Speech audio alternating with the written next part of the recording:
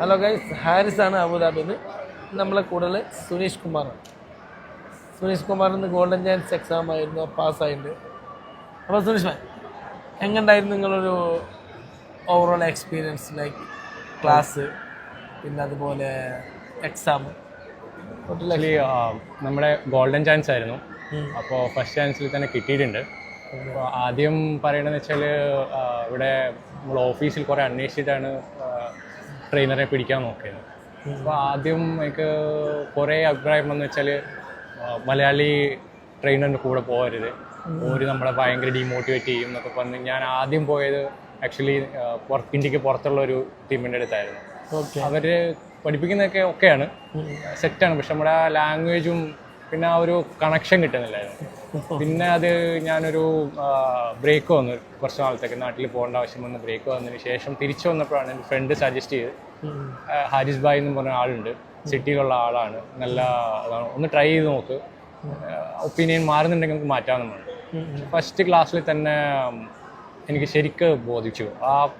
അതിന് മുൻപത്തെ ക്ലാസ്സിനും അതുമുള്ള വ്യത്യാസം വെച്ചാൽ രണ്ടുപേര് എടുക്കുന്ന ക്ലാസ്സിൻ്റെ ഡിഫറൻസ് ലിറ്ററലി വ്യത്യാസം ഉണ്ടായിരുന്നു. നമ്മുടെ കോൺഫിഡൻസ് ബൂസ്റ്റ് ചെയ്യുന്ന സംഭവം, കറക്റ്റാ ടെക്നിക്സ് 1 2 3 എന്ന് പറഞ്ഞ് സ്പ്ലിറ്റ് ചെയ്ത് പറയുന്ന ആ ടെക്നിക്ക് അത് അടിപൊളിയായിരുന്നു. മറ്റിടത്ത് എനിക്ക് റൗണ്ട് ഔട്ടിൽ വന്നാൽ എങ്ങനെ തിരിക്കേണ്ടത് എന്നൊക്കെ ഒരു കൺഫ്യൂഷൻ ഉണ്ടാവുമായിരുന്നു.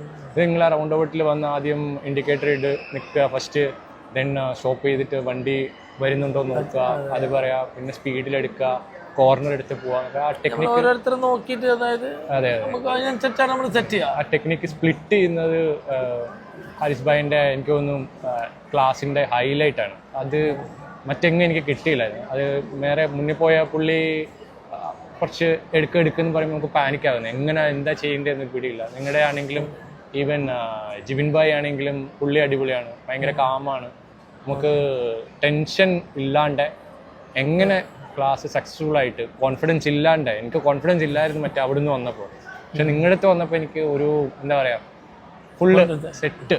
പിന്നെ ആ തലേന്ന് ദിവസത്തെ ക്ലാസ്സും രാവിലെ ഏർലി മോർണിംഗ് ഒരു ക്ലാസ് നിന്നുകൊണ്ട് എല്ലാം കോൺഫിഡൻസ് ആയിരുന്നു, കിട്ടുമെന്ന് ഉറപ്പായിരുന്നു. എനിക്ക് ഉറപ്പുണ്ടായിരുന്നു, എന്നാലും നമ്മൾ നന്നായി പഠിച്ചു പോയാൽ അതല്ല, പ്രാക്ടീസ് ചെയ്ത് പോയതുകൊണ്ട് പിന്നെ വലിയ ടാസ്ക് ഒന്നും ഉണ്ടായില്ല. എക്സാമും എളുപ്പമായിരുന്നല്ലോ. എക്സാം ഓപ്പണായിട്ട് പറയുകയാണെങ്കിൽ കുറച്ച് ടഫായിരുന്നു.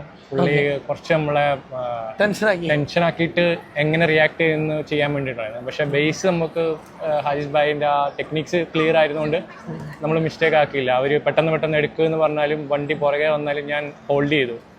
വണ്ടി പോയതിന് ശേഷം സ്പേസ് ഉള്ളപ്പോൾ ഇൻഡിക്കേറ്റർ ഇട്ടിട്ടാണ് കയറിയത്. പിന്നെ വന്നാൽ ആ ടേണിങ്ങിലൊക്കെ മിറർ നോക്കുക, ബ്ലൈൻഡ് സ്പോട്ട് നോക്കുക, മെയിൻ പോയിന്റ്സുകളാണ്. പോയിന്റ്സ് അത് ഞാൻ പിന്നെയും പറയുന്ന ആണ്, ആ പോയിന്റ്സ് സ്പ്ലിറ്റ് ചെയ്തിട്ടുള്ളത് നമുക്ക് ആർക്ക് വന്നാലും ഈസി ആയിട്ട് പഠിക്കാനും. ഞാൻ പേഴ്സണലി ഹാരിസ് ഭായിനെ ആരെങ്കിലും ഉണ്ടെങ്കിൽ ഞാൻ നിങ്ങളെ സജസ്റ്റ് ചെയ്യും. നല്ല റിവ്യൂസ് ഉള്ള ആളാണ്, ഉറപ്പാണ്. നിങ്ങളുടെ ക്ലാസ് അടിപൊളിയാണ്, മലയാളികൾക്കൊരു അഭിമാനമാണ്. നമ്മൾ ആദ്യം കേട്ട അപവാദം ഇല്ലാണ്ടാക്കുന്നതാണ്. Okay, thank you. അപ്പോൾ ഹാപ്പിയാണ്, ശ്രദ്ധിച്ചൊക്കെ വണ്ടി ഓടിക്കുക. Okay, thank you.